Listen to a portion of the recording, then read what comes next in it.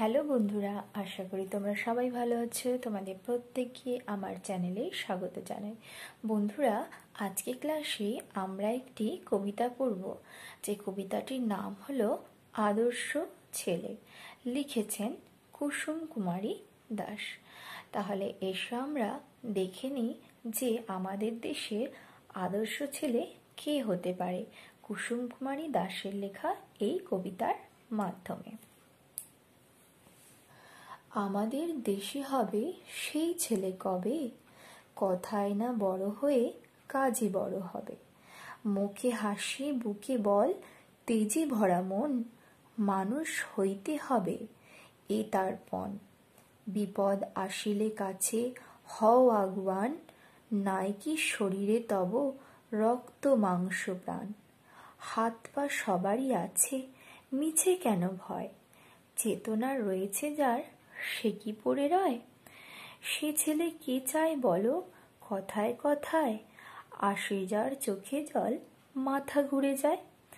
সদা প্রাণে হাসি মুখে করো এই পণ, মানুষ হইতে হবে মানুষ যখন।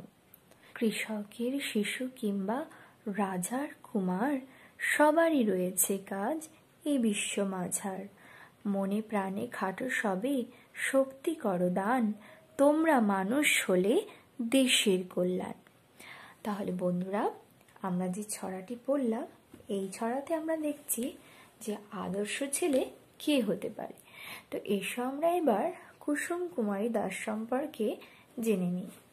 ঊনবিংশ শতাব্দীর খ্যাতিমান বাঙালি মহিলা কবি হলেন কুসুম কুমারী দেবী। ইনি কবি জীবনানন্দ দাশের মা। জন্ম 1875 সালের 5 জানুয়ারি পূর্ববঙ্গের বরিশালে। স্বামী সত্যানন্দ দাস কলকাতা বেথুন স্কুলে 10ম শ্রেণী পর্যন্ত পড়েছেন। তৎকালীন প্রবাসী ব্রহ্মভাষী মুকুল প্রভৃতি পত্রিকায় তার কবিতা প্রকাশিত হয়। স্বদেশী যুগের কবিতাগুলি তার প্রতিভার পরিচয় বহন করে। 1948 সালের 25শে ডিসেম্বর কলকাতায় তার দেহাবসান হয়। তাহলে এসো বন্ধুরা, আমরা জেনে নিই কবিতাটির মূল বিষয়বস্তু কি এবং কিছু নতুন শব্দের অর্থ। কথায় বড় না হয়ে কাজে বড় হবে, এমন ছেলে কি কবি আদর্শ ছেলে বলেছেন। এই ধরনের ছেলের মুখে সবসময় হাসি থাকবে, প্রাণ থাকবে তাজা, আর তার পণ হবে মানুষ হওয়া। বিপদে সর্বদা মাথা উঁচু করে এগিয়ে যেতে হবে। কথায় কথায় যে ছেলের মাথা ঘুরে যায়, চোখে জল আসে, সে ছেলেকে কেউ চায় না। এই বিশ্ব মাঝে সবার কাজ আছে, তাই শ্রমকে হাতিয়ার করে সামনের দিকে এগিয়ে যেতে হবে। এবার এসো কিছু শব্দের অর্থ জেনে নিই। বল অর্থাৎ শক্তি, তেজে ভরা মন, অফুরন্ত প্রাণ শক্তিতে ভরপুর মন।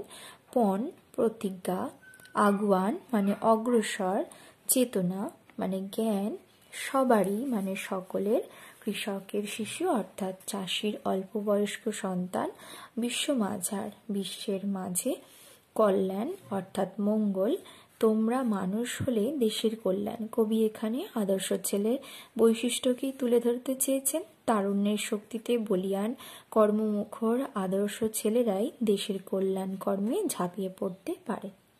তো বন্ধুরা, যদি ভালো লেগে থাকে এই কবিতাটি এবং এর অর্থ, তাহলে অবশ্যই আমার ভিডিওটিকে একটি লাইক এবং শেয়ার করবে, সাবস্ক্রাইব করবে আমার চ্যানেলটিকেও, সঙ্গে বেল আইকনটিকে প্রেস করে দিবে, যাতে আমার চ্যানেলের সমস্ত তথ্য তোমরা সরাসরি পেয়ে থাকো। ধন্যবাদ সবাইকে।